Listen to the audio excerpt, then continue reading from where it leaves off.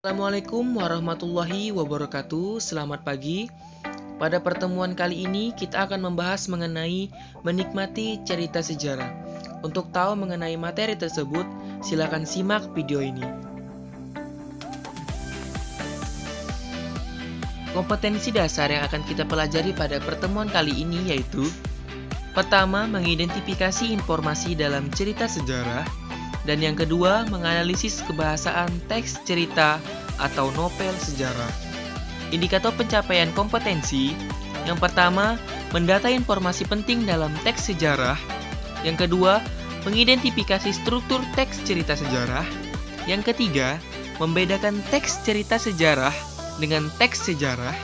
Yang keempat, menganalisis kebahasaan cerita sejarah.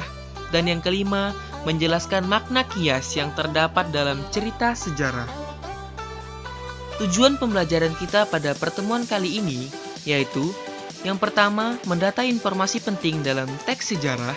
Yang kedua, mengidentifikasi struktur teks cerita sejarah. Yang ketiga, membedakan teks cerita sejarah dengan teks sejarah.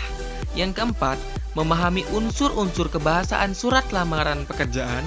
Dan yang kelima, membandingkan unsur-unsur kebahasaan yang terdapat pada surat lamaran pekerjaan. Selanjutnya di sini ada pengertian teks cerita sejarah. Teks cerita sejarah adalah teks yang menjelaskan dan menceritakan tentang fakta dan kejadian masa lalu yang menjadi latar belakang terjadinya sesuatu yang mempunyai nilai sejarah. Jadi di sini menceritakan tentang masa lalu, tetapi di dalamnya harus disertai dengan fakta. Selanjutnya, mendata informasi penting dalam teks cerita sejarah. Informasi penting sebuah teks cerita sejarah atau novel sejarah berkaitan dengan unsur intrinsiknya. Unsur intrinsik tersebut meliputi latar, tokoh, dan pusat pengisahan sejarahnya. Berikut ini ciri-ciri dari teks sejarah. Yang pertama, disajikan secara kronologis atau urutan peristiwa atau urutan kejadian. Yang kedua, bentuk teks cerita ulang atau recount. Yang ketiga, struktur teksnya, orientasi, urutan peristiwa, dan reorientasi. Yang keempat, sering menggunakan konjungsi temporal. Dan yang kelima, isi berupa fakta. Selanjutnya, kita masuk pada struktur teks cerita sejarah. Teks cerita sejarah dalam hal ini, novel sejarah, memiliki kesamaan struktur dengan novel pada umumnya. Struktur pembentuk novel tersebut terdiri atas: yang pertama, pengenalan atau orientasi. Dalam bagian ini, pengarang memperkenalkan setting cerita, baik waktu, tempat, maupun peristiwa. Selain itu, orientasi juga dapat disajikan dengan mengenalkan para tokoh, menata adegan, dan hubungan antar tokoh. Yang kedua, pengungkapan peristiwa. Dalam bagian ini, disajikan peristiwa awal yang menimbulkan berbagai masalah, pertentangan, ataupun kesukaran-kesukaran bagi para tokohnya. Yang ketiga, menuju konflik atau rising action. Terjadinya peningkatan perhatian, kegembiraan, kehebohan, ataupun keterlibatan berbagai situasi yang menyebabkan bertambahnya kesukaran tokoh. Yang keempat, puncak konflik atau turning point, komplikasi. Bagian ini disebut pula sebagai klimaks. Inilah bagian cerita yang paling besar dan mendebarkan. Pada bagian ini pula ditentukannya perubahan nasib beberapa tokohnya. Misalnya, apakah dia kemudian berhasil menyelesaikan masalahnya atau gagal. Yang kelima, penyelesaian atau evaluasi.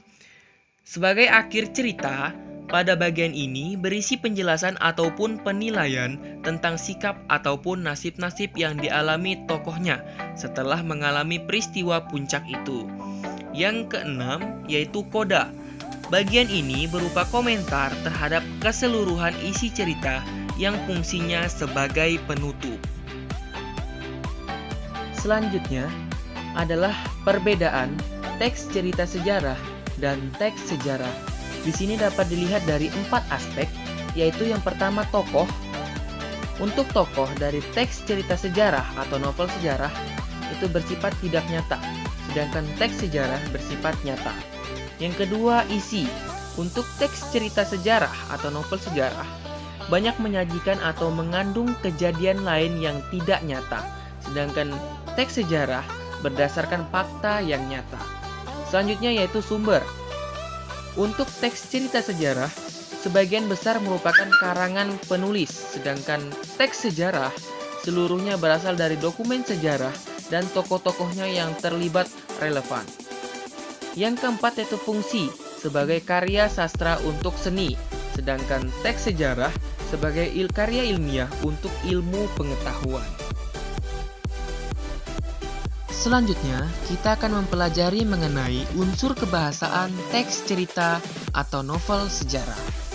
Yang pertama, menggunakan banyak kalimat bermakna lampau. Yang kedua, menggunakan banyak kata yang menyatakan urutan waktu. Yang ketiga, menggunakan banyak kata kerja yang menggambarkan suatu tindakan atau kata kerja material. Yang keempat, menggunakan banyak kata kerja yang menunjukkan kalimat tak langsung sebagai cara menceritakan tuturan seseorang oleh pengarang. Yang kelima, menggunakan banyak kata kerja yang menyatakan sesuatu yang dipikirkan atau dirasakan oleh tokoh atau kata kerja mental. Misalnya merasakan, menginginkan, mengharapkan, mendambakan, mentakan, dan menganggap. Selanjutnya yang keenam, menggunakan banyak dialog. Hal ini ditunjukkan oleh tanda petik ganda dan kata kerja yang menunjukkan tuturan langsung. Dan yang terakhir, menggunakan kata-kata sifat atau descriptive language untuk menggambarkan tokoh, tempat, atau suasana. Selain menggunakan kata atau frase kias, teks novel sejarah juga menggunakan peribahasa dan ungkapan, baik bahasa daerah maupun bahasa Indonesia. Di sini terdapat 4. Yang pertama adalah peribahasa, yang kedua adalah ungkapan, yang ketiga ada pepatah, dan yang keempat adalah pameo. Selain menggunakan kaidah kebahasaan teks cerita atau novel sejarah, juga menggunakan kata atau frase bermakna kias.